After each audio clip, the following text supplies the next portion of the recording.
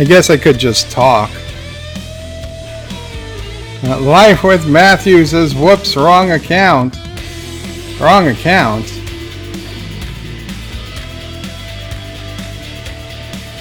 Thomas Potts with a $1.99 super chat says, insert insult of Karoga. Okay, Karoga is very, very rich. There we go. I've insulted Karoga for you, Thomas. And you got Kissy Dax. You got Kissing Dax. Congratulations, Thomas. Thomas should go buy a lottery ticket. Absolutely. Buy a lottery ticket.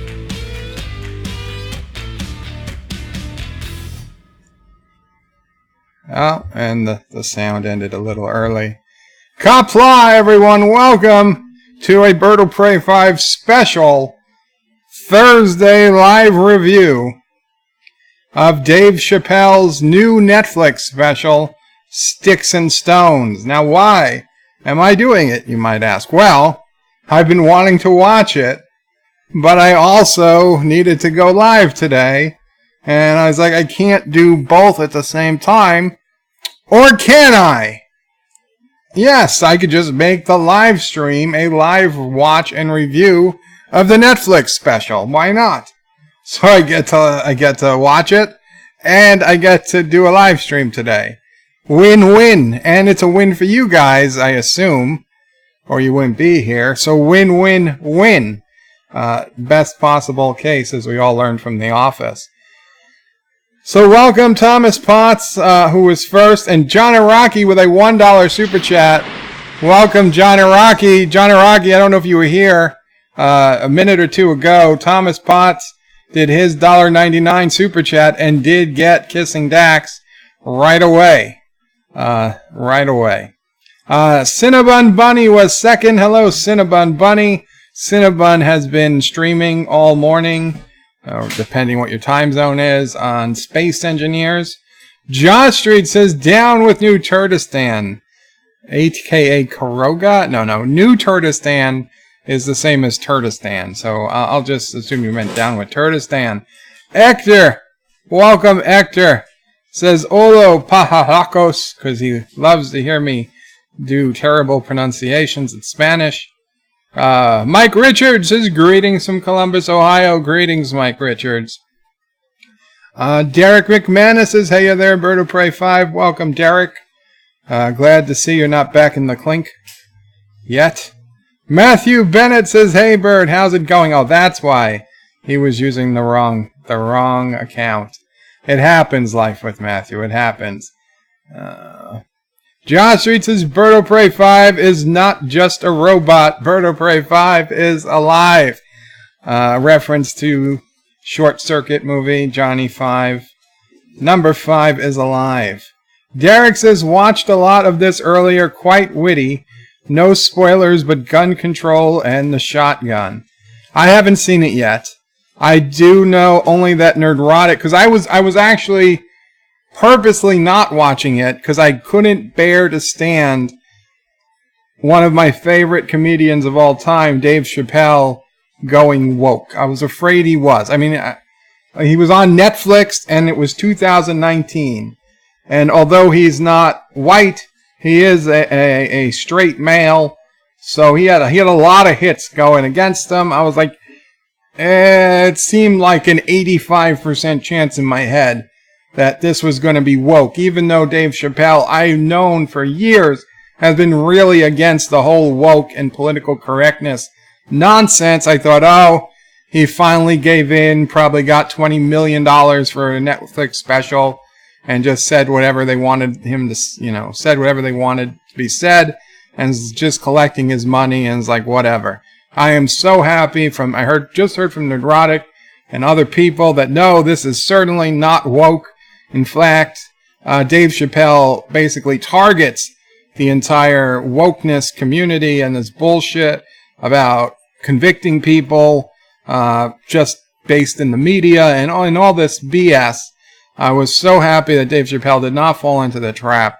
So I am really pumped to watch it. So, and I know Dave and I disagree politically. I mean, I think he's a lot more towards the left than I am. But Dave Chappelle is a great person, and even in his comedy, his ideas come across so well. He is somebody I can respect on the left, and there used to be a lot of people I could respect on the left. You know, I mean, liberalism, conservatism, probably neither is absolutely right. I mean, probably somewhere down the middle is what we really want to be doing. And we used to be able to do that. We used to do compromises. But both sides now have taken a no compromise approach, and particularly the left, not only no compromise, but won't even come to the table because you're racist or you're a Nazi or whatever. And it's ridiculous. Mamo Prey seems to have something to say. Birds? Oh, birds. Pahalacos. Hello, birds. Thank you, Hector. Thank you, Mamo Prey, for the translation. And Mamo Prey wants to remind everybody to live chat. Hector says, what a lack of imagination, Thomas. Don't bother Thomas. He can't have a new saying every single day. Hector says the robot is Thomas Bots. Bots, I get it. Not Ryan Johnson says hello in Qapla. Hello in Qapla. John Araki with a Qapla. Qapla, John Araki. Hector says killing two birds with the same mountain. You know, in Space Engineers, for those who follow the Space Engineers saga, it is fun now. We have a safe zone, so you can't get hurt or killed. So now when I'm flying back to the safe zone, I just cut my engine like a kilometer above the safe zone. And I know I'm going to crash into the ground, but as long as I crash inside the safe zone, I don't die. John Araki's a son of a bitch. I missed Lesbian Dax unsubbing. You did, but hey, there could be another one. DJ says, I was first, damn it. Welcome, DJ. It's been a while. I hope you're doing well. I've been watching your videos. I don't know if I commented on every one, but I've been watching them. Live with Matthews says, hey, Cinnabon Bunny, how can we control our safe zones? You can't. We can't. I was trying to build a small ship, but each time I try to place the first piece, it goes flying out of the zone. Oh, you guys should have seen it when he first put up that zone, and all of the ships went flying out of the zone. Well, that sounds like something that needs to be checked out. And thank you. Okay. I don't know who did that one. John Araki. Thank you, John Araki. I see I have to actually move up because this temporary Netflix screen I put up is actually blocking the super chat window. So let me make that change.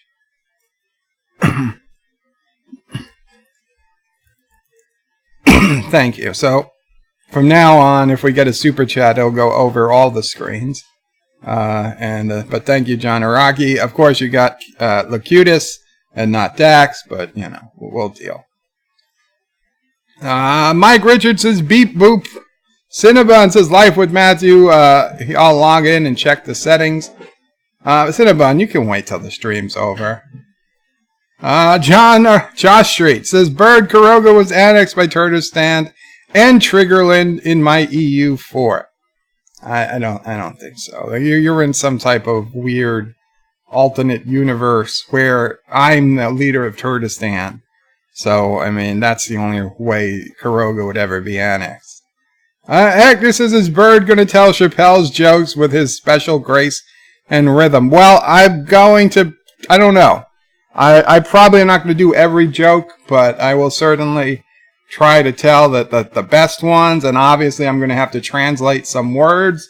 As much as I love and respect Dave Chappelle, it's just an reality of the societal norms that Dave Chappelle can use one word in particular that I am not allowed to use. So I'll probably just translate that word to guys. Okay? Like if Dave Chappelle says, hey, I saw my guys at the park, you know what he really meant. And maybe he said guys. You don't know. Maybe he will say guys. I have no idea. DJ says, yeah, I watched it the other night. It's good, though some things are kind of cringeworthy, like the Michael Jackson jokes. Oh, I will see. Actress is a little dated, those jokes. Oh, man. Derek says, hey, Hector, Mr. Miles is claiming first. Why not, Mr. Miles? Mike Richards says, welcome to 1968, Part 2, No Middle Ground. Not even middle. It's like, just give us an inch. Derek says, hey there, DJ. Not Ryan Johnson is yelling second. Mr. Miles says, this special was amazing. I watched it yesterday, which means you weren't doing anti-tracker editing. What's up with that, Mr. Miles? When do you think you can be watching comedy specials? You need to be editing the next video. Live with Matthew says, thanks for the chat reminder, Mama Pray. And for everyone else, don't forget to click that like button. Thank you. And if you're new here, when we do a live review, obviously I don't want you guys to get disappointed. Obviously, I like my channel. So no, unfortunately, you guys are not going to be able to see and hear the Netflix special. I will be seeing and hearing the Netflix special. You guys aren't going to hear anything. In fact, I'm going to shut the audio off now so I don't forget. You guys are not going to hear anything at all. What you will be able to watch on the tiny screen down in front is a very staticky image of the Netflix special, just so that you can follow along on your own Netflix. You can see where I am, kinda, in the special.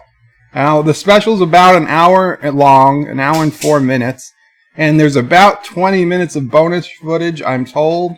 So we're just going to go through it. We're going to be about an hour and 20 minutes once I hit play. Maybe I'll pause in between if I gotta cue a Jaloja break or something. But that's the thought. And again, once I start doing the actual review, and it's probably good to yes, obviously they can hear me now. So yeah, you guys can hear me. That's not going to be the problem. Once I start doing a review, please put at BirdoPray5 in the chat if you want me to see your comment. And obviously, of course, a super chat if you still want. A super chat would get me to read the comment also. But you don't have to super chat. Just at BirdoPray5, and I will do my best to read those chats.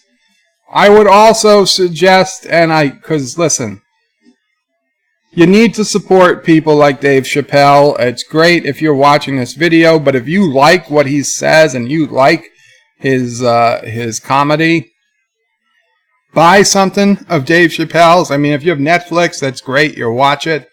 Buy a copy of Chappelle Show, or buy a copy of an older special, or he might have an audio CD of a stand-up special. Buy something Dave Chappelle related, please. As I said in my last actual upload video, and it wasn't just about Star Trek, but it was a Star Trek video. We as consumers have to vote with our wallets, and every time we buy something, we are voting. We are voting for what we spend our money on. So, I mean, if we go see a Marvel movie, love it or not, we are giving Disney our vote. Okay, when we buy a razor, right? Depending if we buy Gillette or a store brand or some other brand, we're voting. We're voting that, hey, I'm agreeing with, I support, the path Gillette's taking, or I support the path Apple, not Apple Computer, it's just Apple now. What Apple does or what Amazon does. And we just need to be conscious of that. So when there's somebody who breaks out and who dares to challenge the system like Dave Chappelle does, just, give him a little thank you if you can afford it. If you can afford it. Obviously, I'm not saying anybody should, go without their food money or their medicine money. But if you were going to buy something anyway, if you have an extra 10 or 20 bucks burning a hole in your pocket, then go out and buy something Dave Chappelle related. It helps. It will help. Okay? Because the more people that buy Dave Chappelle stuff and the less people that buy something Disney, for example, it's going to show the business leaders, the bean counters, like, hey, Dave Chappelle's making more money than, woke whatever television show. Maybe Dave Chappelle's onto something. Because that's how it's going to have to work. Because right now, the people that are the craziest are making the most noise on Twitter. And somehow, some business people or a bunch of idiots who went to graduate school at night and got business degrees probably decided, whatever Twitter says is probably what America as a whole thinks, which is bullshit. We all know that. I mean, Twitter is a vocal minority of people, but they're extremely vocal. It doesn't matter. I mean, if you're a real company, you should probably not even have a Twitter presence. Because you shouldn't even be wondering what's going on Twitter. It doesn't matter. Twitter isn't real, no matter how much news stations and bloggers and even us, even web, YouTube personalities. It's not real. Twitter isn't real. Twitter isn't a fake imaginary land where fake imaginary people do fake imaginary stuff. And the greatest lie we can buy into is actually believing that anything on Twitter is real or important. It's not. And we just have to remember that. Twitter is for twits, says Multigun Man. I agree. That said, I do have a Twitter, and you can follow me at BirdoPray5, but I only have a Twitter for, for the lulz, as they say. And occasionally to try and get William Shatner to say hello. But other than that, there's nothing actual going on Twitter. So now that I've gone way off topic, let me just run down, see if there's any BirdoPray5 chats in the stream, and if not, we're going to get started, because this, we're looking at an hour and 20 minutes, at least. Mr. Miles says, BirdoPray, if you think the N-word is going to be one of the words you need to watch out for, you're in for a surprise. Are you saying that he doesn't use the N-word, or that he uses a word worse than the N-word? Because I'll be honest, I don't think YouTube... I mean, I can think of some bad words, but I don't think YouTube would rate any word worse than the N-word in terms of insta-banning. John Street says, if you say BirdoPray5 3 times in front of a broken mirror, he will appear. Wow. Oh, sassy. If you say sassy in front of a broken mirror, she appears, and somebody did it, so now we've got sassy. Okay, so he not only says the N-word, he says some F words that mean homosexual. So that's worse than the N-word on YouTube, apparently. If you say so. I won't be using those either. Even if they mean something different in Europe. Okay, Bird uses Twitter to stalk AOC. No, I do not. Okay, so for those who want to follow along, please get your Netflixes ready. And I'm going to hit play in 5 seconds once I start the countdown. What? Oh, Sassy's going to bark, so let's give her a minute. I'll keep reading some comments. Mr. Miles is MJ, is me, Michael is me, Jackson, Spider-Man, GF, and what? Okay. Mr. Miles, it's a good group. Oh, and Jordan. DJ says, no wonder I see birds postings on Twitter. The craziest are the loudest, indeed. Okay, so I'm going to hit play in 5, 4, 3, 2, 1, play. And I got the Netflix start. A Netflix original comedy special. Tell me something, you mother effers can't tell me nothing. I'd rather die than listen to you. I don't know who said that, but I know real guys happen to love it. Okay, so Chappelle is singing right now.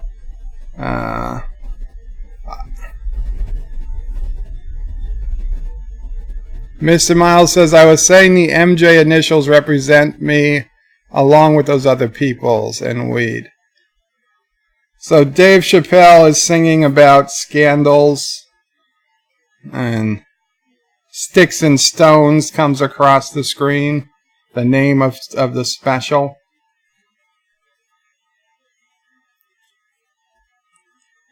He's in Atlanta.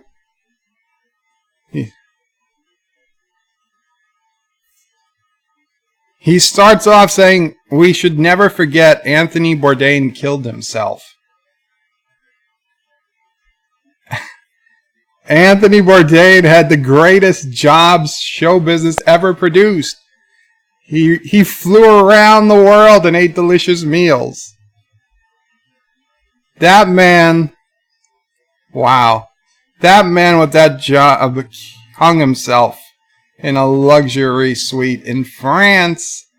Wow. Well, to be honest, I always thought he probably hung himself autoerotic self-asphyxiation type deal. They will never tell us. But, I mean, I really didn't think this guy killed himself. But, so now he's talking about a guy he knew from his neighborhood. He came from, like, the poorest of the poor, went to Ivy League college, fell in love. He went to law school and fell in love with a woman, and he was going to marry a lawyer.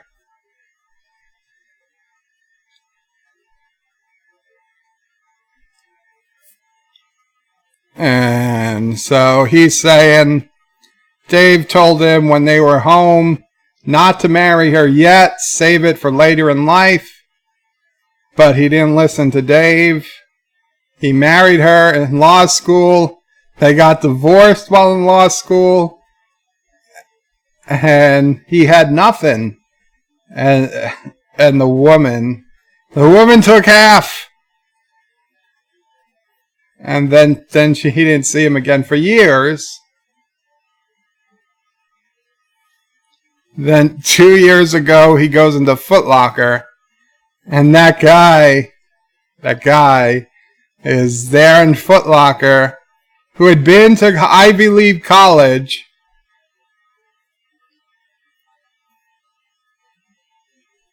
They went out drinking.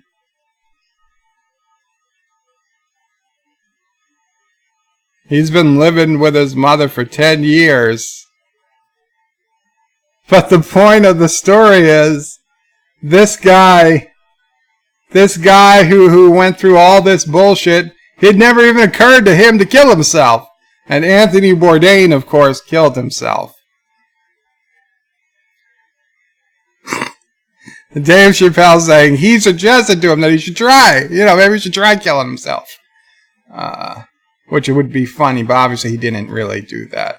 It wouldn't have been funny if he did. Anyway, he's saying that nobody's life is perfect, and no matter what you see from the outside, you really don't know what's going on the inside. I think that's true.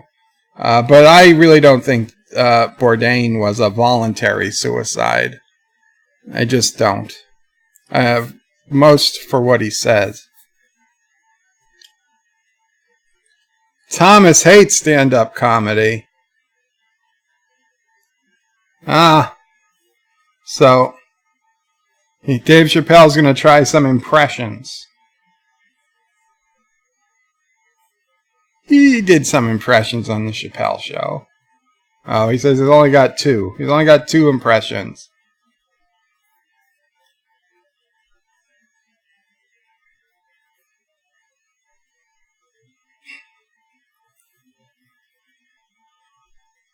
This is his impression of the founding fathers when the Constitution was being written.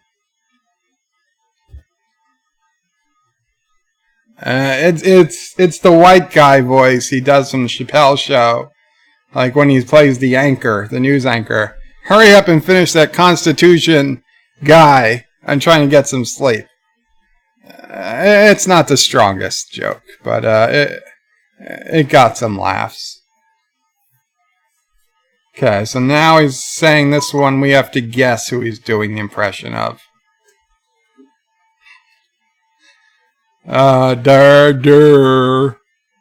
If you do anything wrong in your life, I'm going to take everything away from you.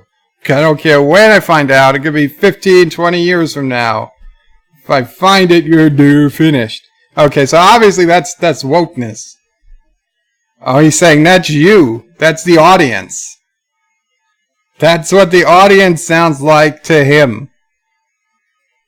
Well, I don't think the whole audience. Let's be fair.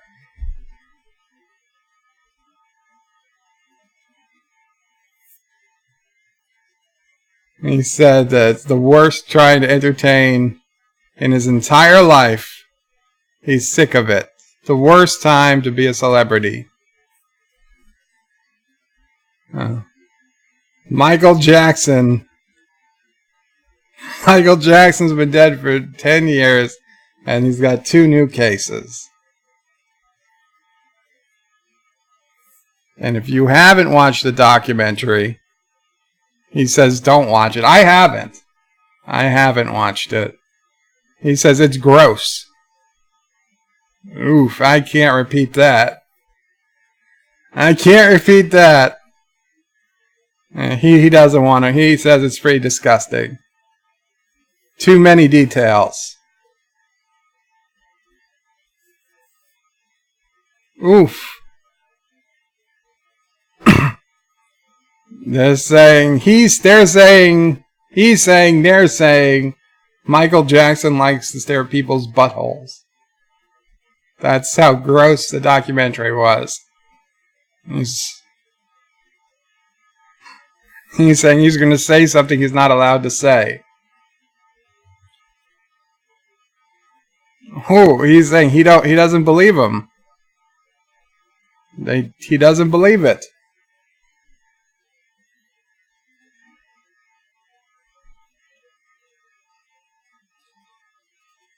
He's what's known on the streets as a victim blamer.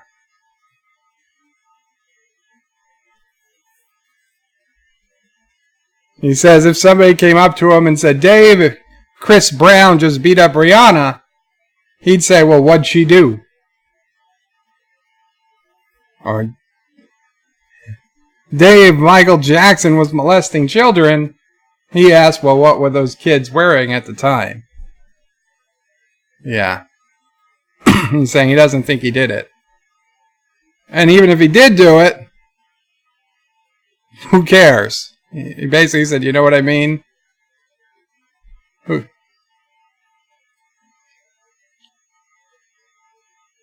It's Michael Jackson.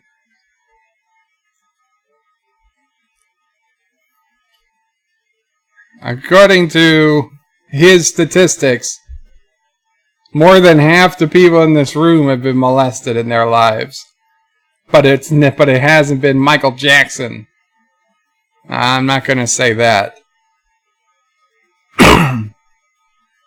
And Dave Chappelle saying that kid got his thing sucked by Michael Jackson, and all they got were awkward Thanksgivings for the rest of their lives.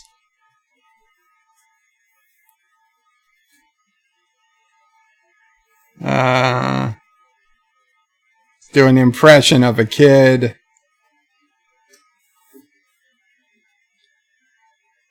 I don't think that's how it would go. He has a kid that was pretty happy that happened. I don't think it would be, but it's funny.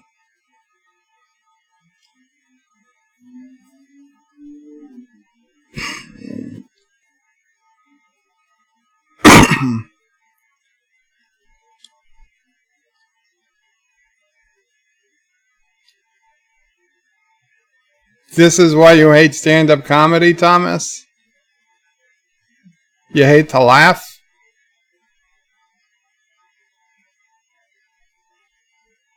So his theory is that if Michael Jackson was molesting all these kids, why didn't he molest Macaulay Culkin, the Home Alone kid? Macaulay Culkin said that not only did Michael Jackson never molest him, he never did anything like it around him.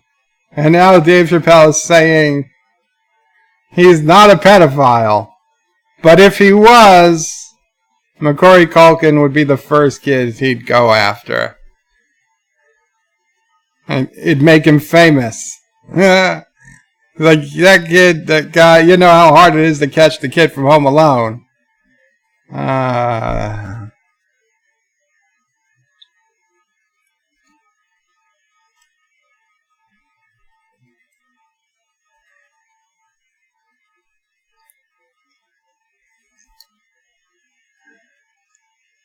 R. Kelly is different.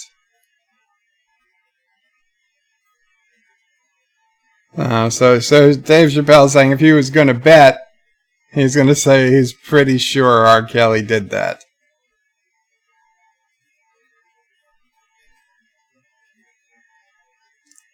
I grant you that, Thomas. I can understand your position. I disagree, but I understand.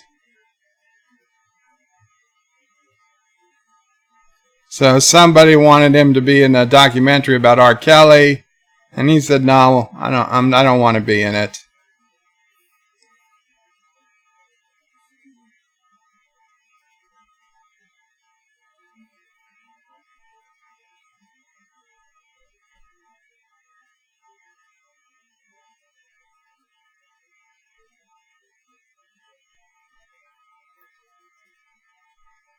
So the person who was promoting the documentary was claiming that Chappelle said it was too hot for TV, which was something he never said, he claims. So why? You're going to tell us why. Why he wasn't in the documentary.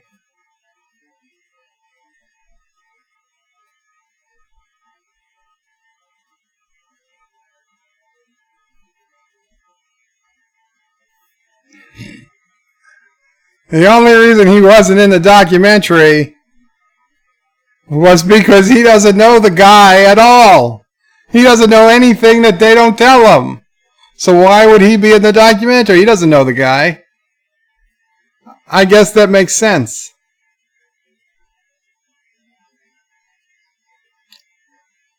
R. Kelly makes more sex tapes than he does music. Wow.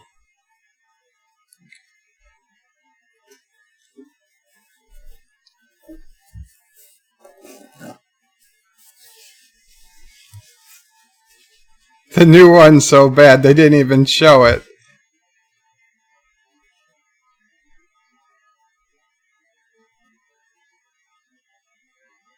The prosecutor came out and read a transcript of the sex tape.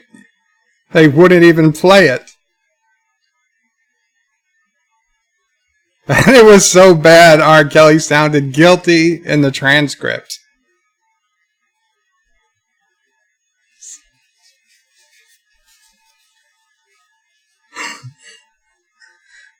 16 times in the video, he actually said the girl's age. Oh, man. That is not good.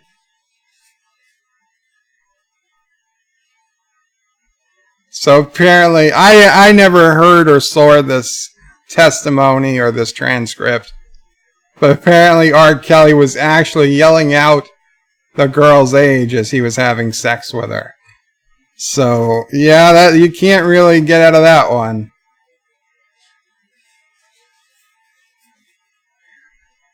I guess that's pretty guilty.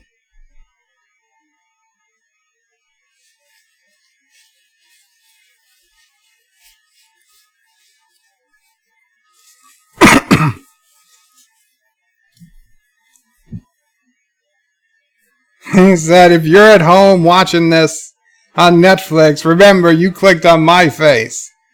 So don't get pissed off at him for what he says.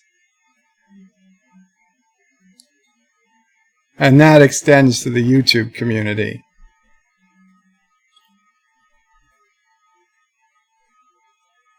Rick James, bitch. Yes. Yes.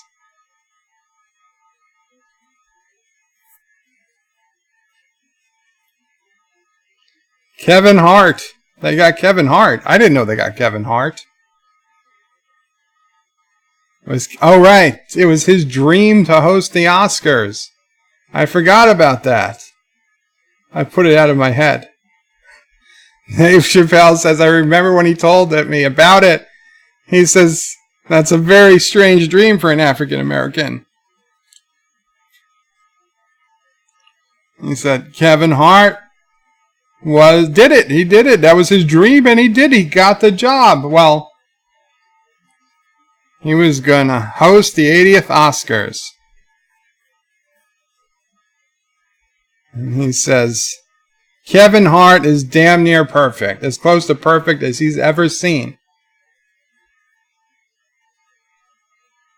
He said, in fact, Kevin Hart is exactly 4 tweets shy of being perfect.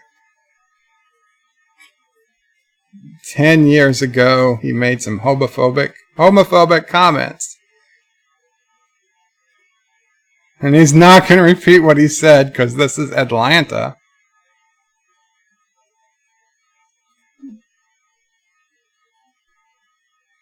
You know what I mean.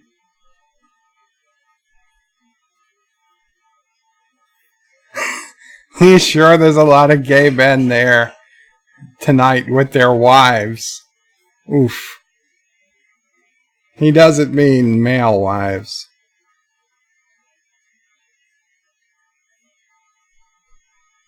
Okay, he's going to tell us what he said. But just remember that these were Kevin Hart's words. And he's going to paraphrase a little.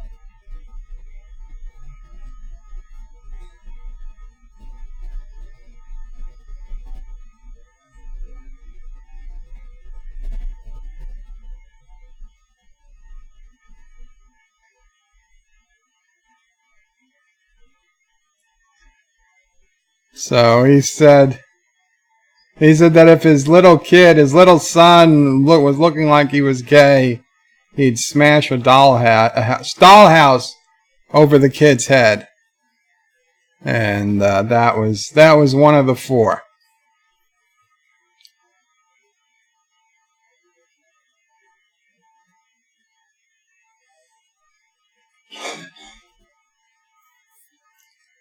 He says he's heard a lot of stories from people who are actually gay and had terrible, terrible things at their home growing up because of it.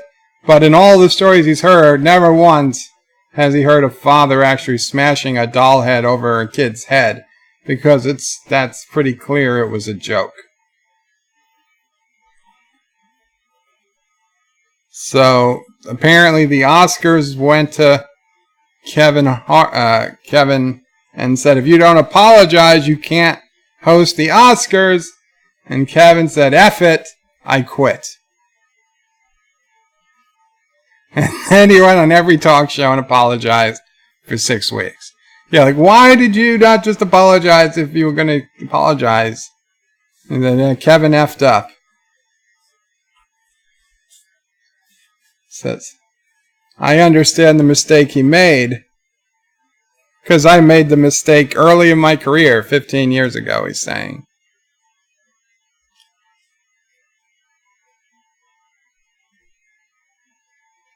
The standards the Standards and Practices Department on television.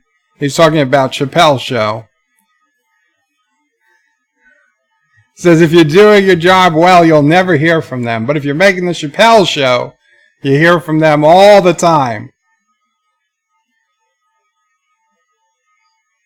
So 15 years ago, he made a mistake.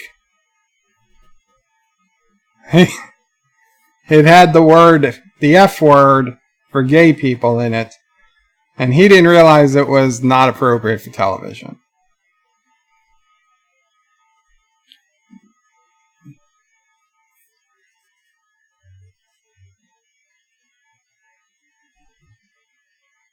So they call him in, they sit him down, they have a nice conversation. He says, well, why are we here? And then she said, because there's no way you can ever say that F word on our network. And he was like, that's fine. But then he left, but then he came in. He said, quick question. Why can he say the N-word with impunity? Why can he say the N-word with impunity? But he can't say the F word.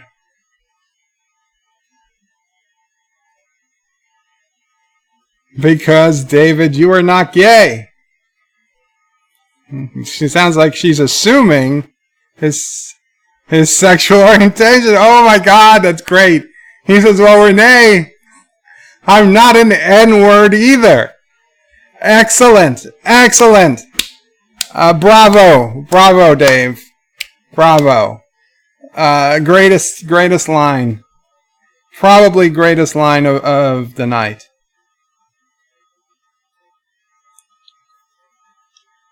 So apparently that what Kevin Hart broke, that there's an unwritten rule of show business. No matter what you do in show business, you are never allowed to upset the alphabet people. You know who he means. The people that took 20% of the alphabet for themselves. He'd say the letters, but he doesn't want to conjure the letters, their anger. Oh, the LG, the B's, and the T's. Wow. Wow. I mean, this isn't terrible stuff, but the fact that he's doing it in 2019 and it made it past Netflix censors is what's amazing. And it's hilarious. And I gotta say, his comeback to that woman who said, because you're not gay is why you can't use the F word. Well, I'm not an N word either. Which really makes a lot of sense. Because N word has an actual meaning above and beyond the racial meaning that we gave it. But it had a meaning before it meant that. I know it did. I used to look up, you see, in the 1980s, before the internet, okay, there wasn't a hell of a lot of things to do. So people would occasionally, kids would look up bad words in the dictionary. And that word was in the dictionary. You can't find it anymore. No, they took it out. But it was there. It was there, and it didn't mean what it means. I mean, it was used as that for, centuries. But it had an actual meaning, and it wouldn't apply to a lot of people. It would apply to a lot of other people, regardless of their race. But no, that meaning has been wiped from the history books. Dave was making a joke about a cell phone going off.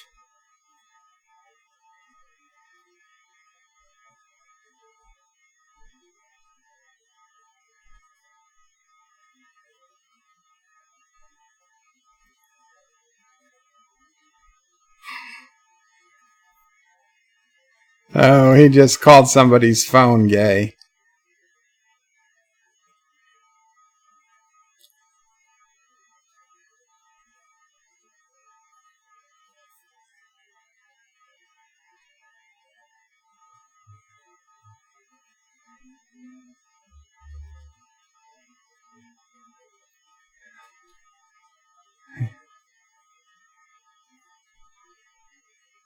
He says there's white men in the G's. He says the G's are driving the car. We built these roads. I must have missed a part.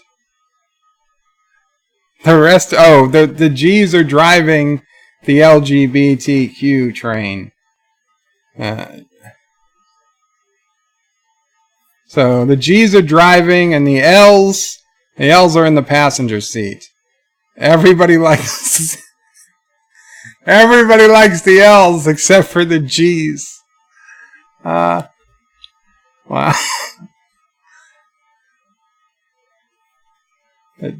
But G's say subliminal messages to them. Little things. Like, oh, I wouldn't wear that. And the only thing that breaks the tension between the L's and the G's are the B's in the back seat. I missed something. I'm going back 10 seconds. 20 seconds.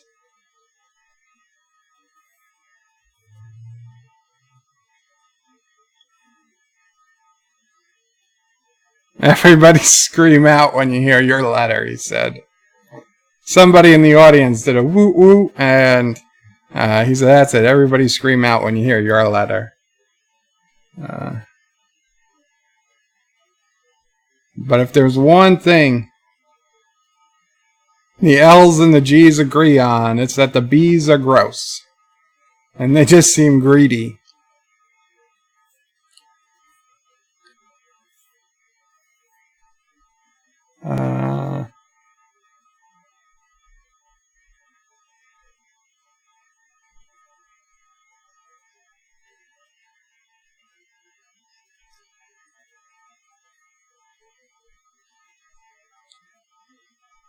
And sitting in the back seat by themselves, looking out the window are the T's. Everybody in the car respects the T's, but also resents the T's. Everybody feels like the T's are making the trip take longer, and they absolutely are.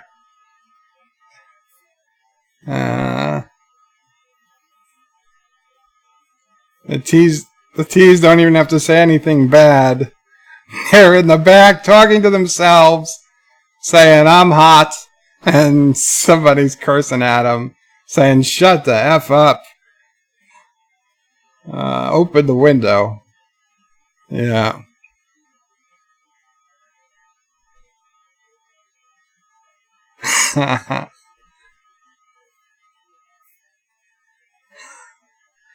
And T says, pull over at the next exit. I need to use the restroom.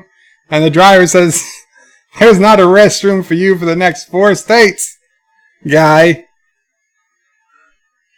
And when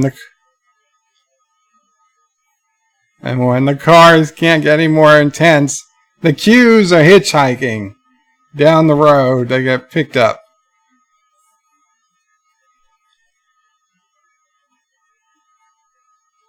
I don't even know I know what Q stands for, but I don't even get it. And I don't want to. So you don't have to explain. It seems like we've got all our bases covered.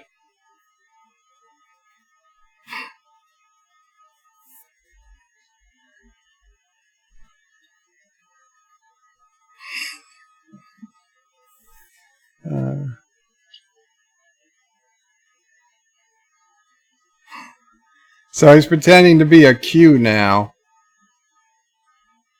He's saying, hi ladies, fellas, whatever pronoun makes you happy in the back. He's like, I don't know where I'm going, gay or straight, but I really want to get in this car. And they get him, and he sits in the back between the B's and the T's. Dave says he feels bad for the T's. He says, it's so confusing, but they need to take some responsibility for Because he didn't come up with the idea. He says, but it's a hilarious predicament.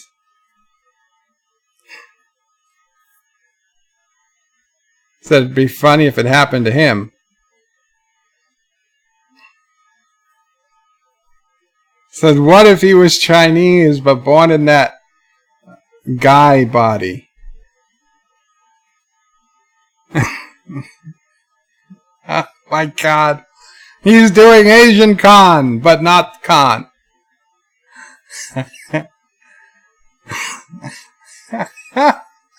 He's doing an Asian voice.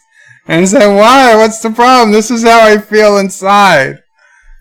I mean, it's true. Who's to say he doesn't? Somebody out there has to feel Asian in a black body.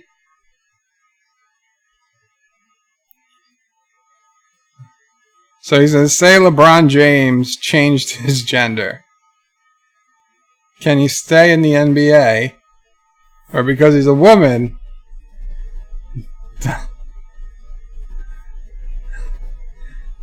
does he have to go to the WNBA where he'll score 848 points a game? What does it actually mean to be equal?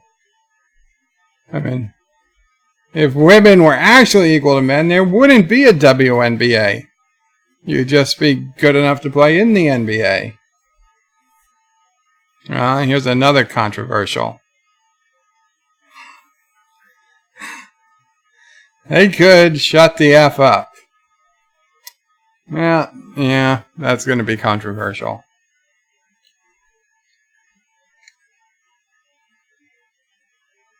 Oh my God. He says he's got a Me Too headache.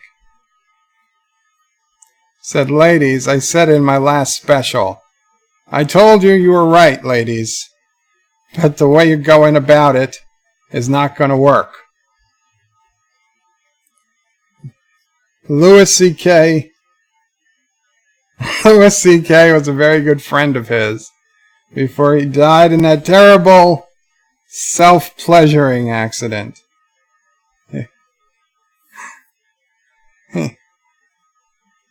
He was doing it in his own room and nobody ran for the door. Yeah, I gotta say, the Louis C.K. thing is bullshit. What's the threat? I agree. They were in his room. They could have left. They could have left any time. He wasn't blocking the door.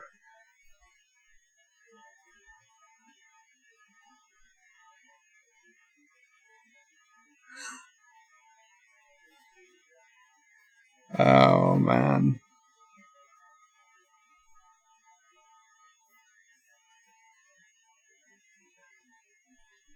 Not me, Pooh.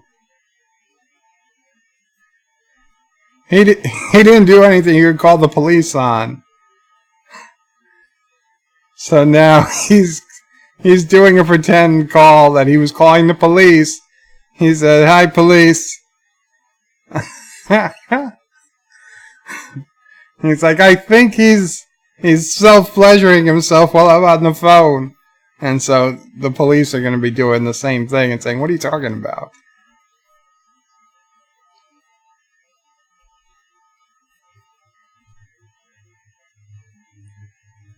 So Louis C.K. is coming back. He's playing comedy clubs, but some people are saying is that if they do it,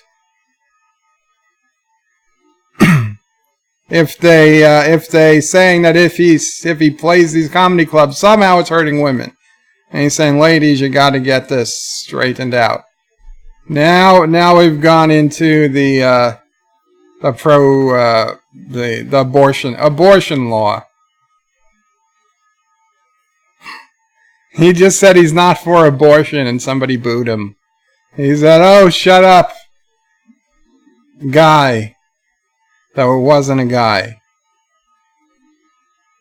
He's not for it, but he's not against it either. It all depends on who he gets pregnant.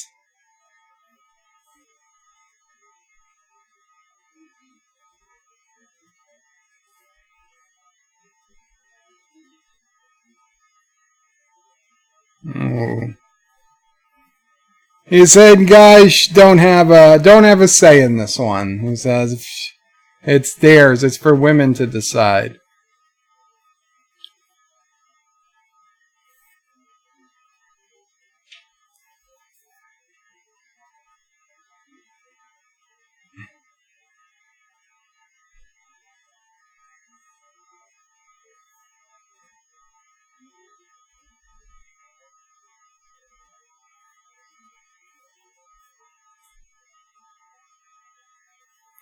Oh, he's saying that it should be the woman's choice 100%, but to be fair to the men,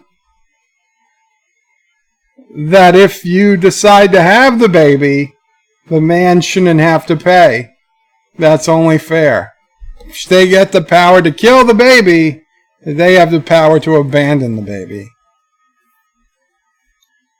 So, that is a pretty hefty...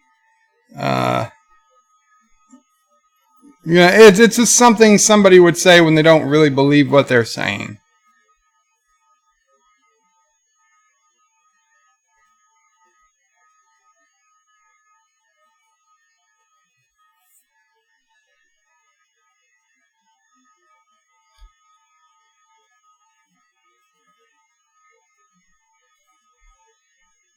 Saying there was another mass shooting. It happened so much he doesn't even care anymore. Comes home early. Dinner was cooking.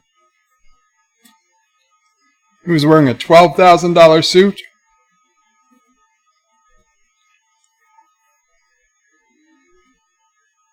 So his kid ran over to give him a big hug, but he had chicken grease all over his face.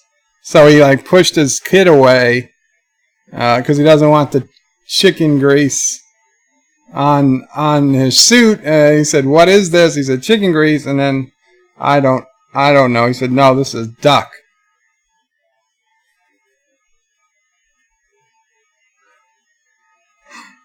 Said tear came out of his eye.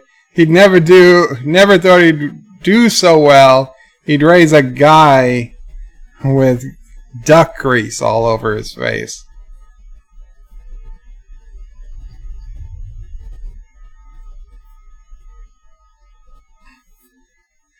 He told his wife the trans joke, and the wife says she hates the joke. And he says she only hates the joke because he's Asian. And it's not like he makes that face at the house unless they're fighting.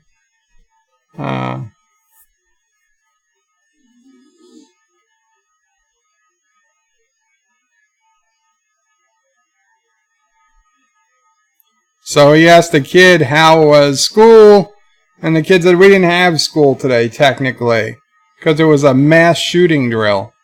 I've heard of mass shooting drills, but they shouldn't take up the whole day. Somebody said tell your kid the truth. He said I'm not gonna tell the kid the truth.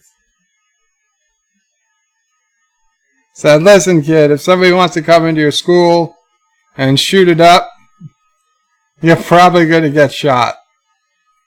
Guy, I'm just going to be honest. You got a famous dad. They're going to be aiming for you. Just stay low, run in the zigzag pattern, and don't try to save anybody." Yeah, why would you have kids train over something you have no control over? You're just teaching the kids to worry. And if you're training the kids, aren't you training the shooter too? The shooter presumably is in there watching it also. That's absolutely correct.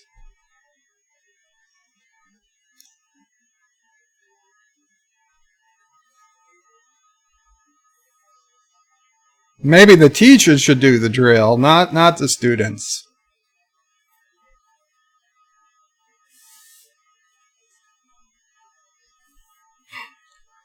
He's saying, as parents, we know one of us is raising the shooter. We just don't know who it is.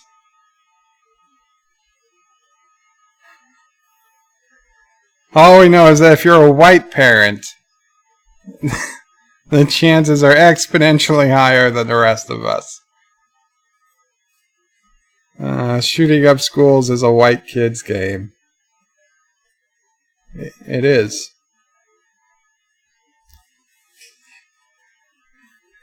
Dave Chappelle saying that he hated school too, but it never occurred to him to kill everybody in the school. Just skip the school. Skip school. Take a walk, meet other kids. F school.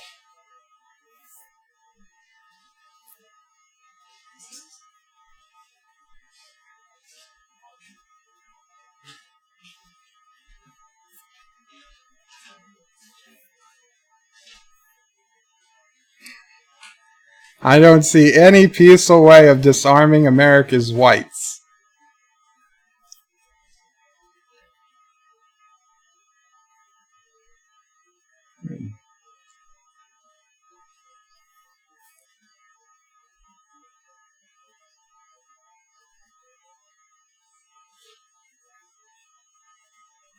There's only one thing that's going to save this country from itself. The same thing that saves it all the time. African Americans. And yeah, he's going to say, you know what you're asking is saying, should we do it? He's like, hell yeah, we should do it. He said, no matter how they make you feel, it's your country too. It's incumbent upon us to save our country. I'm waiting to see what he's got to do.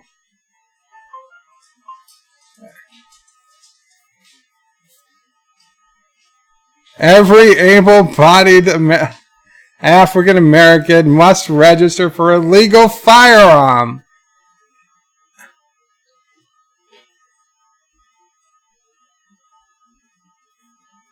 That's the only way they'll change the law. Oh, man.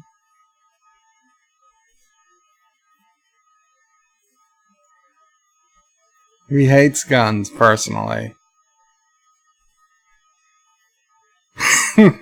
I hate guns, I can't stand them, but I have several. I don't want them, but I need them. Don't forget where I live. I live in Ohio, and Ohio is an old Indian word, and it means literally the land of poor white people.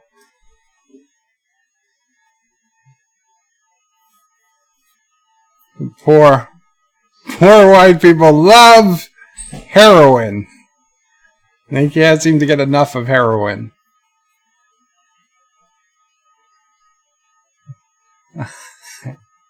Why are all these white people so sleepy-eyed? He didn't realize it at first.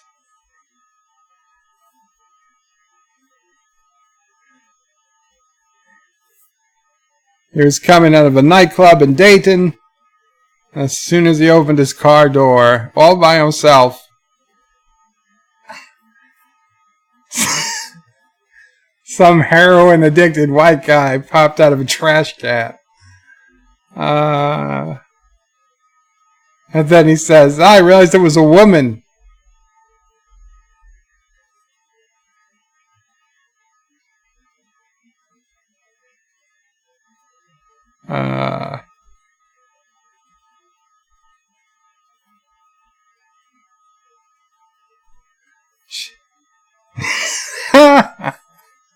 Oh, he said, the woman's like popped out of the garbage can. It's like, I'm sick, I need money for drugs, man. I'll suck your tea for $5. And he's like, ew, $2. He's joking. He's saying, obviously he's joking. The opioid crisis is a crisis. It's as bad as they say. It's ruining lives. It's making people who are actually in pain have a hard time getting the drugs they need freaking bullshit. These white people look exactly like the black people during the crack epidemic. So, Dave Chappelle is saying that they keep saying how divided the nation is, but we're getting a good look at each other. He says, he's saying he now knows what it must have been like for the white community to watch the black community go through crack, because he doesn't care either. He's like, come here, whites, just say no. What's so hard about that?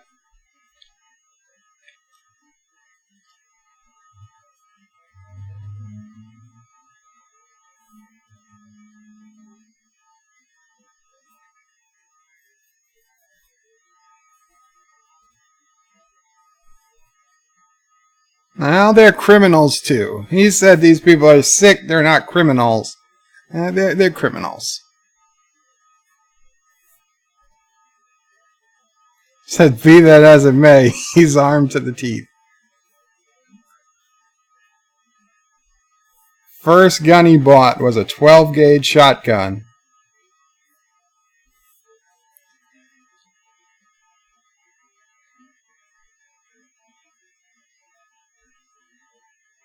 He was on his farm with his shotgun. He sees a white guy on a with a rifle walking across his property. He was mad as shit, so he just waved to the guy because he was unarmed. He waved like, like a little girl.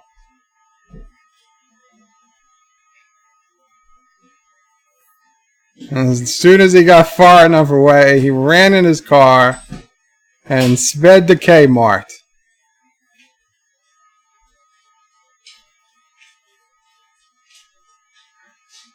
So he ran to the gun counter in a white neighborhood, sweaty and black.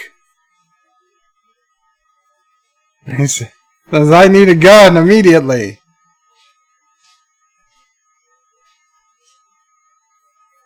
The guy didn't answer. He just handed him a 12-gauge shotgun.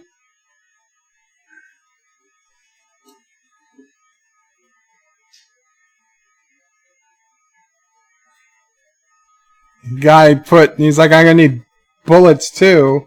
So the guy puts 2 boxes of bullets on it. He said, I don't know which one. He's like, which one do you want? He's like, I don't know. There's a picture of a bird, of a duck, and a picture of a deer. He didn't know which one he wanted.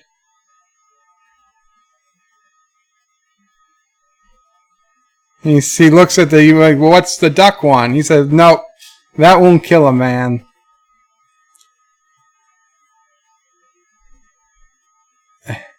It'll just pepper him up nicely. He didn't know what pepper up means. He's explaining what birdshot is.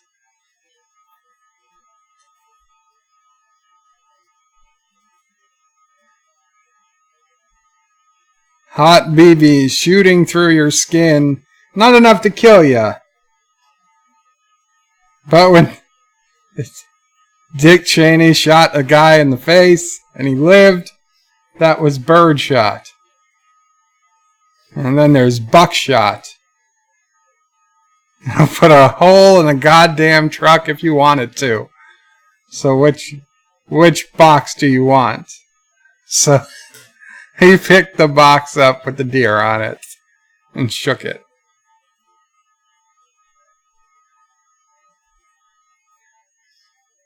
Do you have a box with a picture of a white dude trespassing on it? Because that's the strength he's looking for.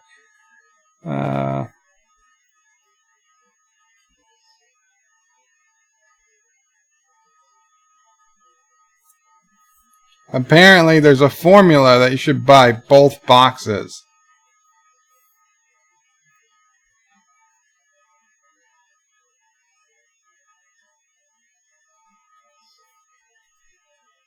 So I didn't know this either. He says you're supposed to load the gun because it's going to come out birdshot first, then buckshot, then another birdshot, and then after that, if you already went through 3 bullets, you got 6 of them, then just all buckshot after that.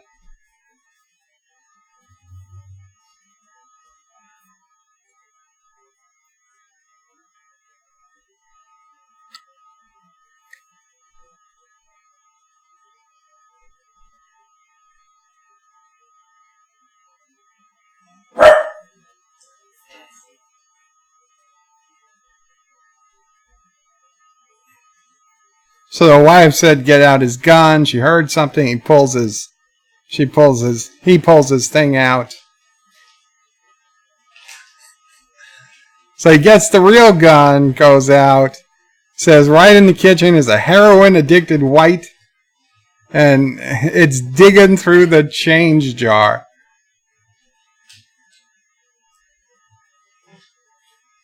So he makes the sound of the gun, the click-clack, and he says, it's a test. The sound of the shotgun getting loaded will stop a rational person in the tracks, but of course, this drug addict wasn't rational.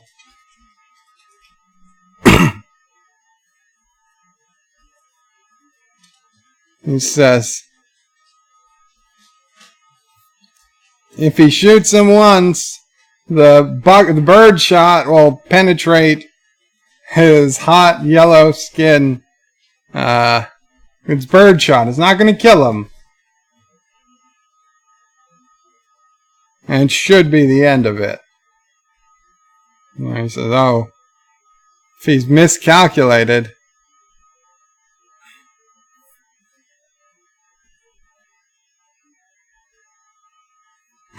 Yeah.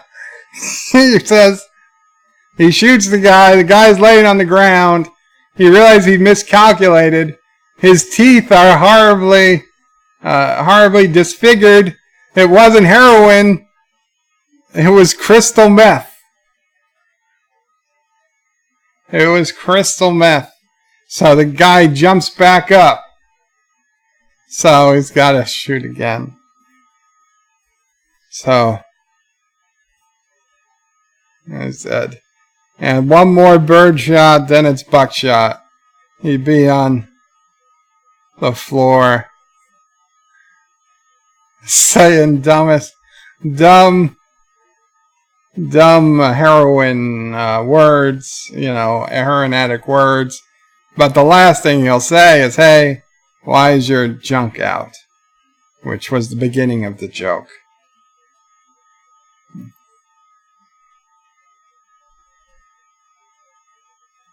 Bird, buck, buck, buck. Very cool. Who is he saying?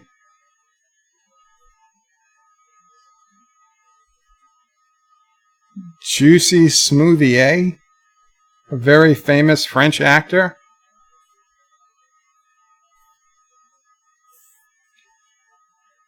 Never heard of him. No, you've never heard of Juicy Smoothier? I think he's making this up. He's saying it's an actor from France.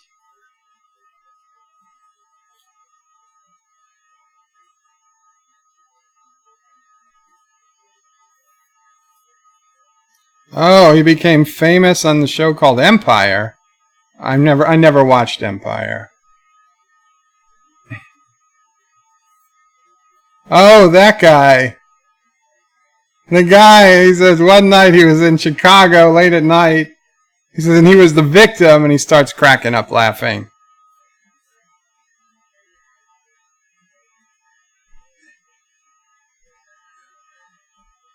He was the victim of a racist and homophobic attack.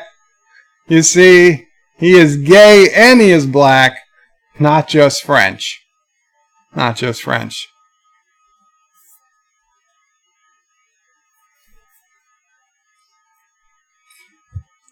Apparently, 2 white men came out of the shadows with MAGA hats and tied him up and called him all kinds of names and put some, I don't know if he said bleaches or leeches on him and then ran away. And it made international news. And everybody was furious. Justice for Juicy. I don't know. I don't think that was his name. The whole country, well, I mean, half the country was up in arms. The African Americans were oddly quiet.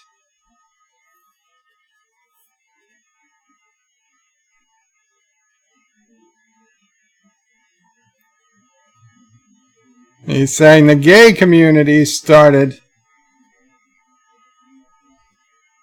The gay community accused the black community of being homophobic.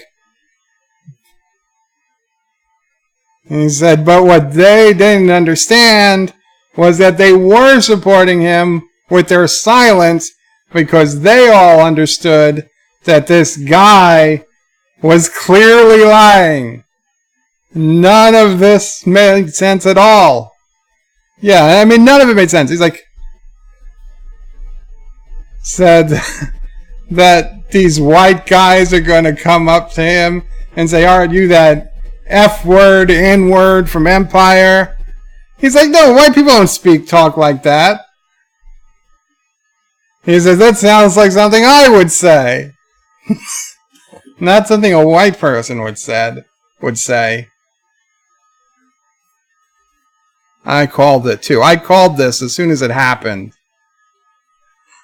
He said, if you're an F, you wouldn't be watching Empire.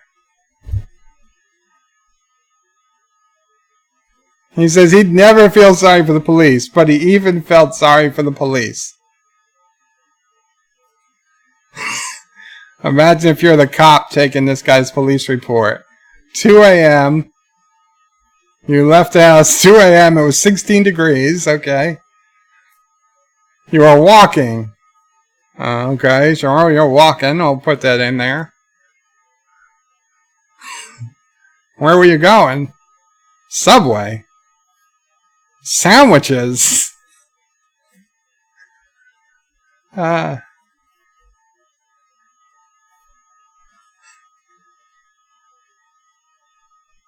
That's when the men approached you.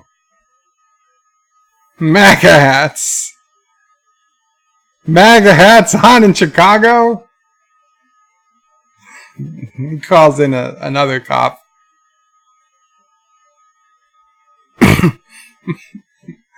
Find out where Kanye West was last night.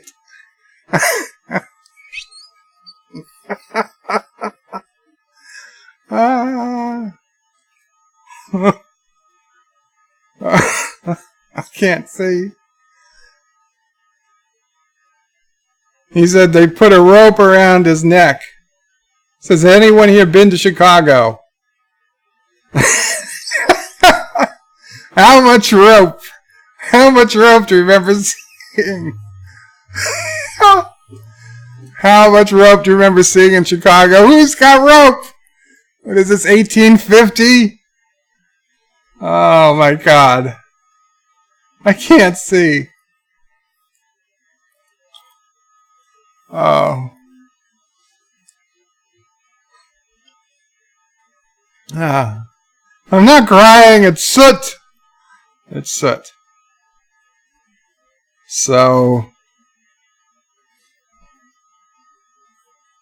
he was doing this in a Chicago, he was doing this bit in the Chicago auditorium, and even though everybody had their cell phones locked up, there was a journalist. There was a journalist taking notes, and he didn't know a journalist was in the audience. And so something came out about Dave Chappelle saying he wants to smash a dollhouse over Julius whatever's head. He said,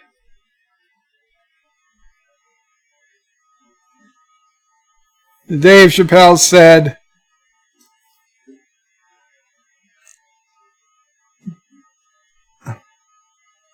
Dave Chappelle said that he thought he was canceled after that, but lucky for him, it was the same day they found the guys who really did it, who turned out to be Nigerian. So not only were they not white, they were like really not white.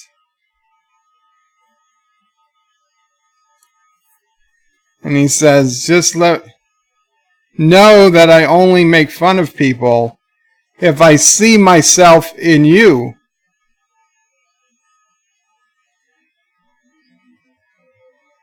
He's like, if you're a poor white person, I'll probably make fun of you because I used to be poor. So I see part of myself in you.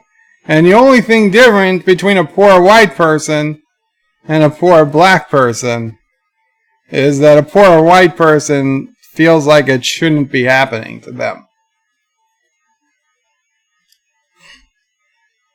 Now he's saying he was poor, he wasn't allowed to touch the thermostat without talking to his father first.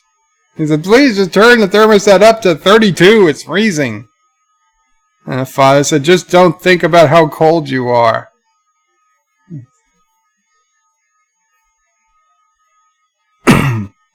He said, I effing hate being poor.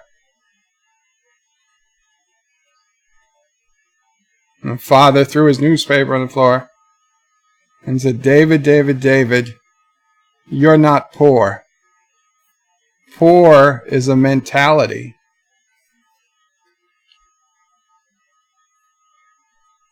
It's a mentality that very few people ever recover from.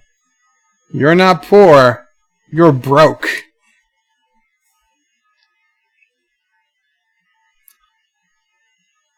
These are just financial circumstances we hope to overcome one day, really soon. He says, or whatever you call it, it's wildly uncomfortable. No problem, Wesley. Thanks for stopping by. There's only 3.5 minutes left of the main program.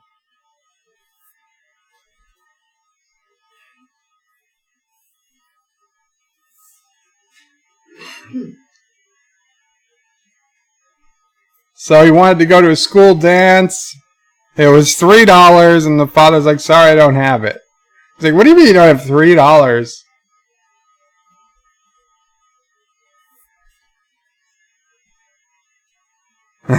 It's like, I'll do anything not to be poor. I'll show Michael Jackson my anus if I have to.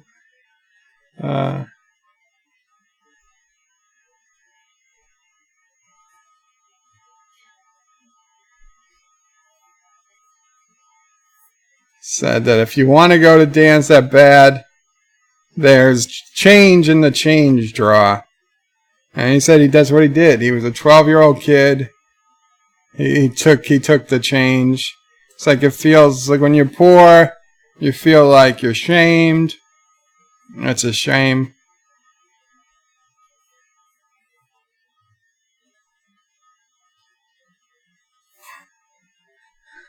And he's like, all these kids were laughing at him. He got to the dance early because he had to count out all this change.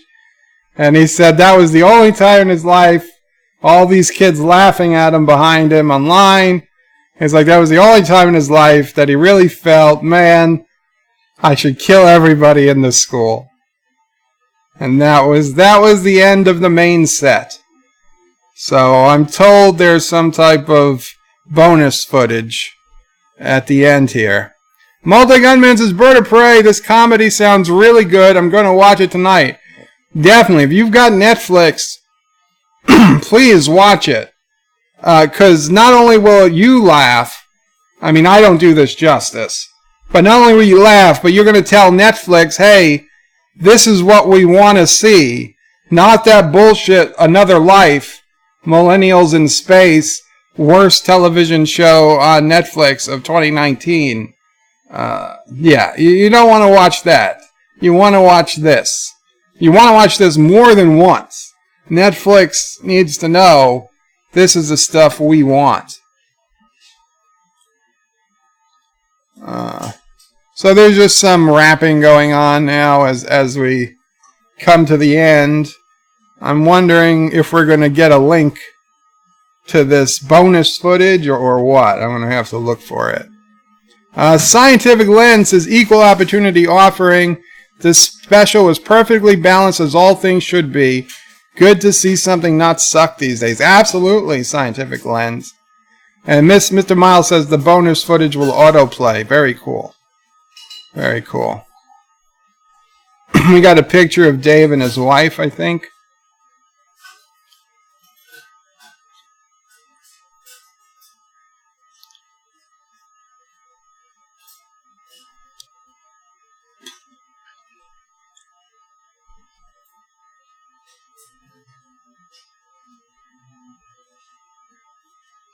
I don't know what that was. Okay, Dave Chappelle, Sticks and Stones, the epilogue.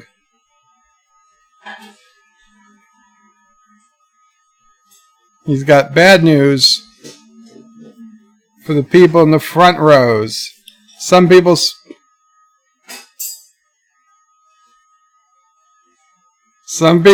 paid $800 for their tickets. He did the same show in Atlanta for $60. You could have flown to Atlanta, had a hotel, had dinner, and flown back, and still paid cheaper. But you paid too much to see me in this gay-ass neighborhood. There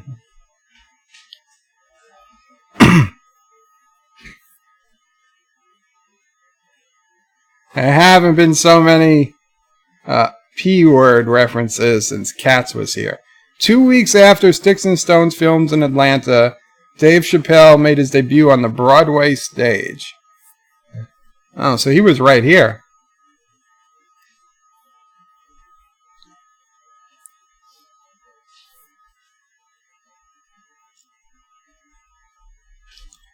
So he just got finished the end of his New York, what he did in New York. He just said the same joke. That was the first time in his life he wanted to kill everybody at school. So now we're getting the epilogue, the punchline. I guess he came out for a little extra at the New York show.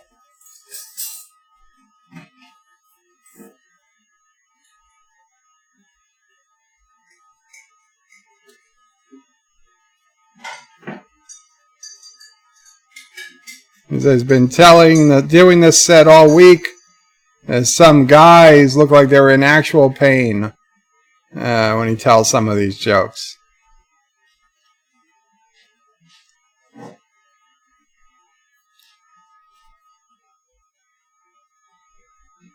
Tonight he's going to give an opportunity. He rarely gives anybody. He's basically doing a Q&A. He said, but there's no dumb questions allowed. If you ask a stupid question, you'll be asked to leave. He says, just kidding. The guy asked, number one, how often do you write? And number two, may I have a cigarette? And he says, yeah, you can have a cigarette. And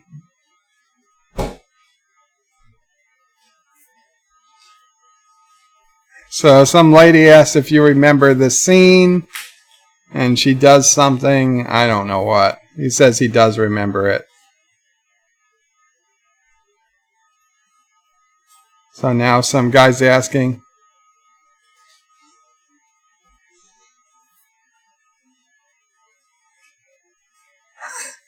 So this guy's asking if he's got any advice for young comedians, and Dave asks, are you thinking of doing comedy?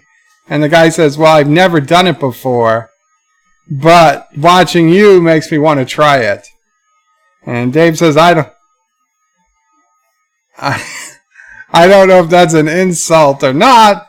And the guy says it's a compliment. And Dave says, well, you don't say, hey, I've never done brain surgery, but after watching you. So Dave is saying, I don't know how comedians start these days.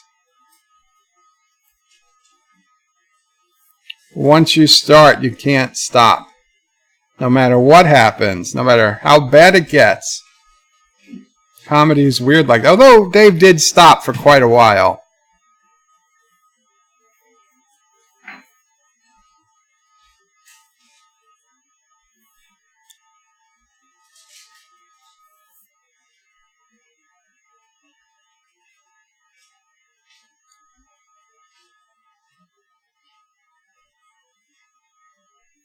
What's his favorite book of all time? The Narrative of the Life of Frederick Douglass.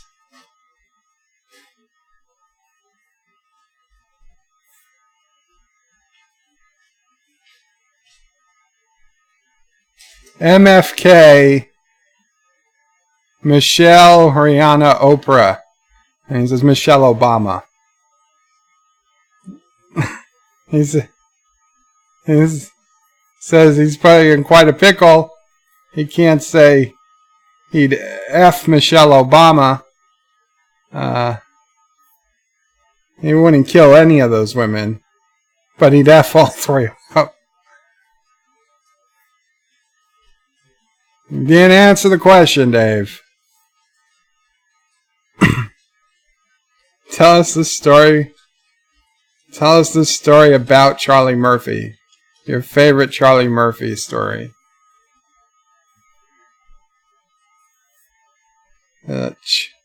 Charlie Murphy used to make him laugh all the time.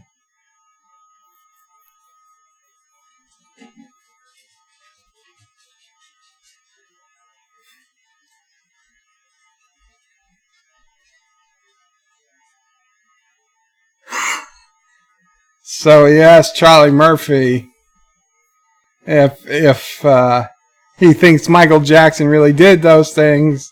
And Charlie Murphy said, let me ask you a question. If it was illegal to F women, how long do you think you're going to stay out of jail? Okay, so now we've clearly gone to a different night because he's dressed in different attire. So this must be a different show. So somebody asked him, who do you think is going to win the 2020 election? He doesn't know. But he thinks Trump has a better shot than a lot of people would think. It all depends on how the left talks.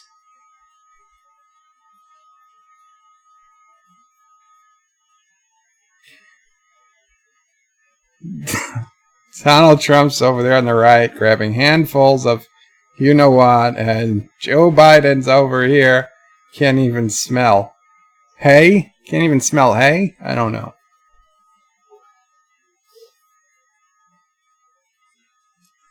So there's a girl asking a question. He asks how old is she? She says she's 25. He says, don't let R. Kelly see you. He'll pee on you by accident. I said, my bad. I thought she was 15. Oh.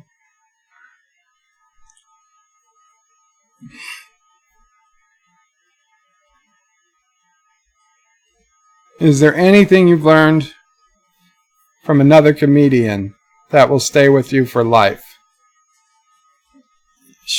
Short answer is yes. And he was raised by comedians.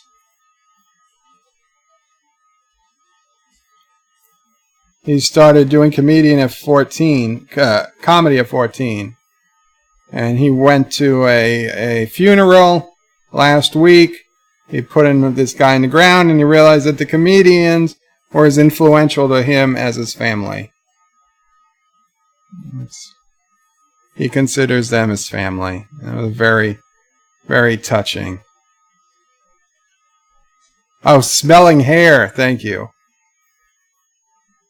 So he's saying his favorite club in San Francisco is the Punchline. I think this is the one Nerdrotic talked about.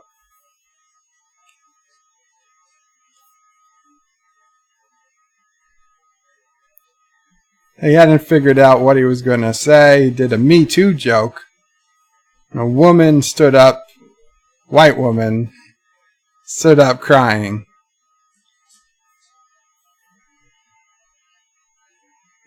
She says you can't say that.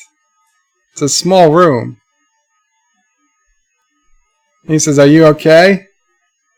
He says, again, you can't say that. He said, Yes, I can. It's my show. I'll say whatever I want. And she gets up from the table. She's pushing through the aisles. There's a curtain right before the front door. She's crying. I'm sorry I was raped, she says. It's a comedy club, he says. It's like loud farting.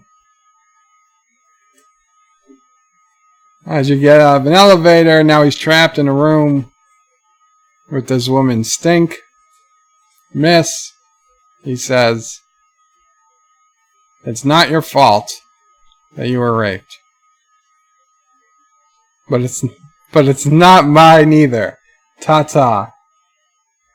She storms out. The room's very uncomfortable. He gets the crowd back, but he's a little traumatized.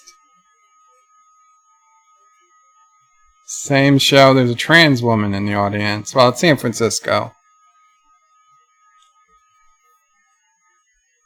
He did 6 shows that weekend. The trans woman went to 4 of them. This trans woman, Daphne, was cracking up at everything he said about everything. It was fun to watch her laugh.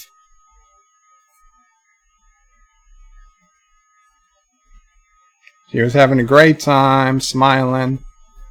And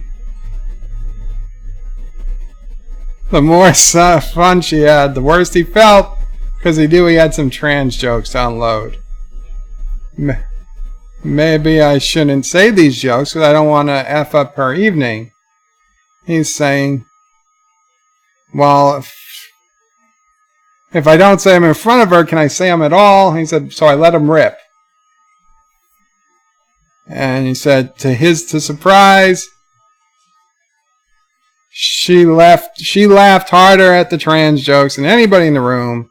In fact, the people were looking at her to make sure it was okay to laugh.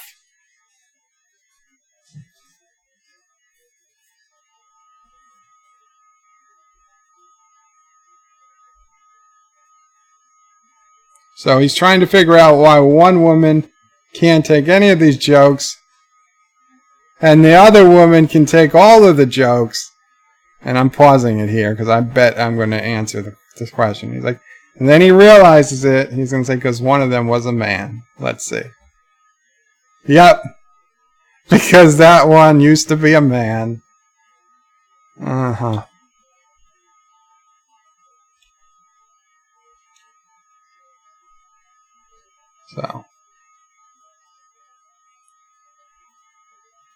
So he goes out. Everybody's gone.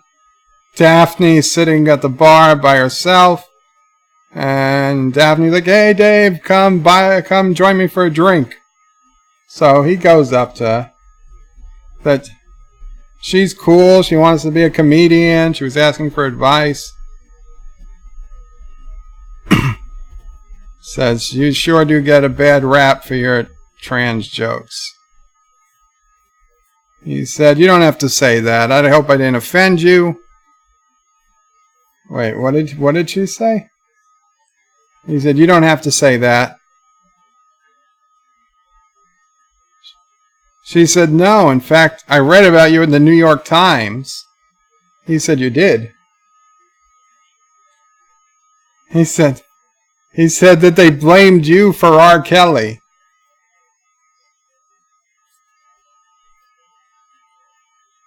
He said, I wonder why they never said you normalized transgenders by telling jokes about us. And he said that it never occurred to him. I gotta go back again. I missed a word.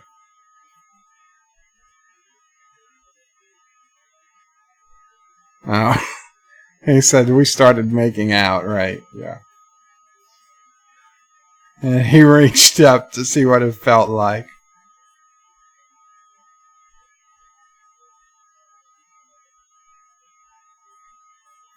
Somebody just yelled out, what the F are you going to do if Trump gets reelected?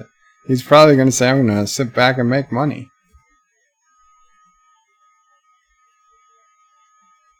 Yep, he just said, what am I going to do if Trump gets reelected? probably get a significant tax break. He says, you want to know why I don't talk about Trump in my show? Because that effer is not the hokey pokey. It's not what it's all about.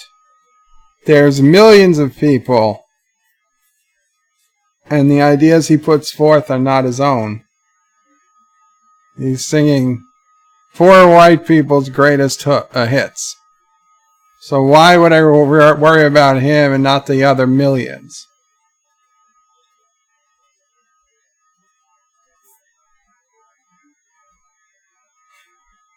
How he called Mike Pence gay. He's like, who's going to be president if things keep going the way they're going? That gay dude, Mike Pence. So he's talking more about the punchline. He just came back from his infamous Africa trip. Infamous meaning he ran to Africa when Comedy Central gave him that giant contract. So Chris Tucker is in town. He calls Chris Tucker up and invites him over to the club.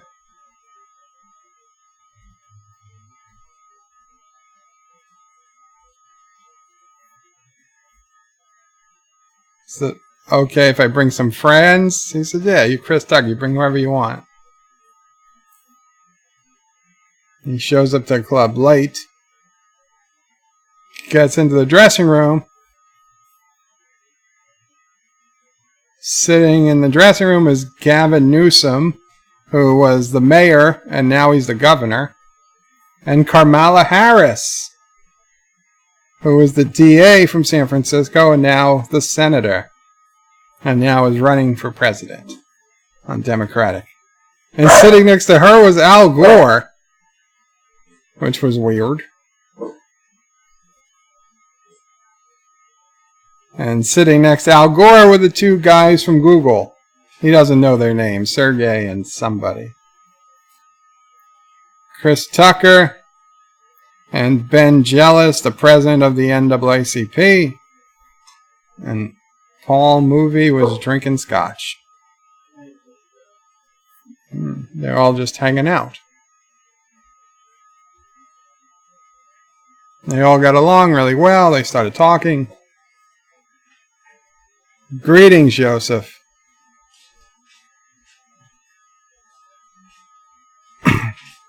Kamala says, a friend of mine is announcing his presidency, is announcing his candidacy for presidency tomorrow. A guy I went to college with, he's like, Barack Obama. He says, oh, you've heard of him. So she's going to call Barack Obama on the phone. It was his voicemail. So she gives the phone to Dave Chappelle, and he leaves a voicemail. He said, stay low, run in the zigzag pattern. The same advice he gave his son to stay away from the school shooters.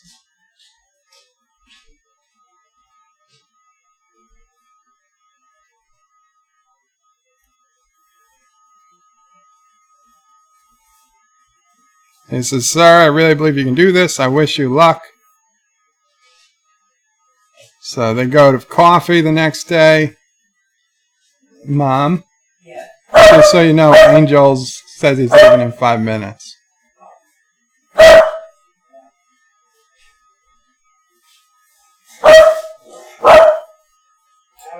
It's okay, Sassy. So the police are there. He sees over the police's shoulder Gavin Newsom. He said he forgot his name, but he kept teasing him. He looks like Christian Bale from the Batman movies. So Dave is like, Batman, help! And he stops and he says, Dave? And the Dave sees that the mayor knows him. And the police let him.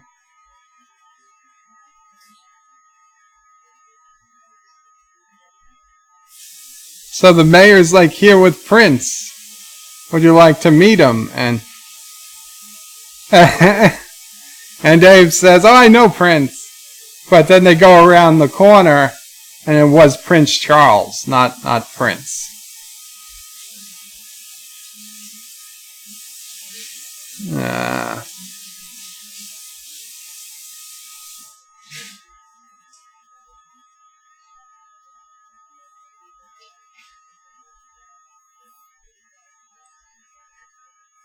Said he was there in the Upside Down, having no TV show. The election was going on. Obama's campaign was picking up steam.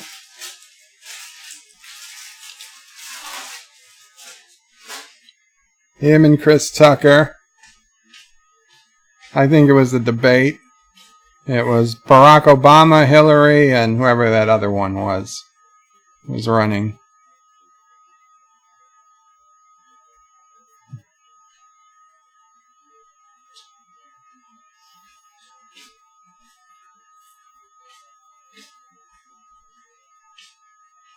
He's saying that the light was shining on the back of Obama's head, and Obama looked like Jesus at the debate.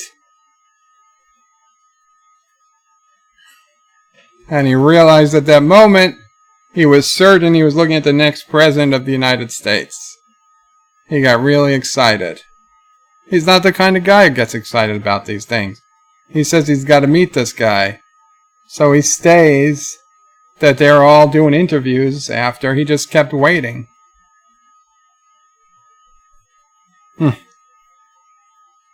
John Edwards. John Edwards was the third guy.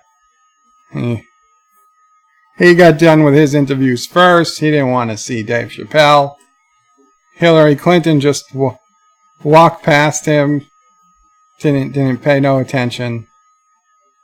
One of her, whatever, pantsuits. But Obama was taking forever. Everybody wanted to talk to Obama. And the media saw exactly what he saw.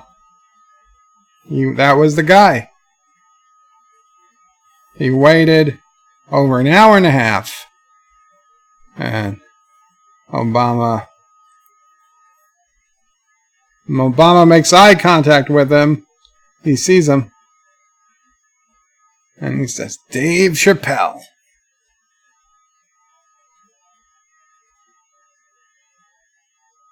Obama hugged him and bro hugged him.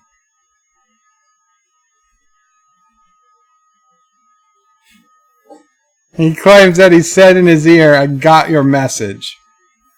And that was the message that Kamala Harris, he left when Kamala Harris gave him the phone. And that is the end of it. So, this was great. It was great. I mean, like I said, I didn't agree with all of his politics, for sure. But it was a great special. It was great to see they can still do comedy like this. He mentioned Star Trek, but he meant Discovery. I didn't see him mention it in this special. But Star Trek Nitpickers love Dave. And you guys should all check out Star Trek Nitpickers channel, by the way. For sure. Hack Time forgot Charlie Murphy died. Oh, poor Charlie Murphy, yeah. Yeah, it was a sad. Now we got pictures of Dave Chappelle meeting Obama. That's cool. That's cool. So I loved it. I loved it. It was great to see comedy like this can still happen. I thought this was something that died in the 90s. I hope it continues for a long time. In fact, this is the way comedy needs to be. Okay? There is nothing you can't make fun of. And I know it makes certain people uncomfortable. And you know what? If you're the type of person who doesn't want to hear jokes about certain topics, then you don't have to listen. Nobody forces you to. But I'm definitely one who says we have to be able to make fun of everything, or we really can't make fun of anything. And I have no problem with the jokes, because we know they're jokes. And jokes are meant to be funny, they're not meant to be real. So thank you guys for watching with me. I'm going to have to cut it off here because physical therapy is actually on their way. So yeah, it's really late, but I'm glad we did get a chance to finish. Anti-Trigger comes on tonight. I'll hopefully see you guys there. Have a good rest in a couple hours. I'll see you guys at on Anti-Trigger's channel tonight. And Qapla. Goodbye. And great show, Dave. Great show. Qapla to you, Dave. Qapla. For watching my video, please remember to comment, like, and subscribe. And don't forget to hit that bell icon. Without it, you won't get notifications of new videos. Check out BirdoPrey5.com, the new home of everything BirdoPrey5 on the web. You can also check out my forum at juot.net. I'm also on social media, on Facebook, Twitter, and Gab. If you'd like to make a donation, check out paypal.me/BirdoPrey5 or on BirdoPrey5.com. Take care.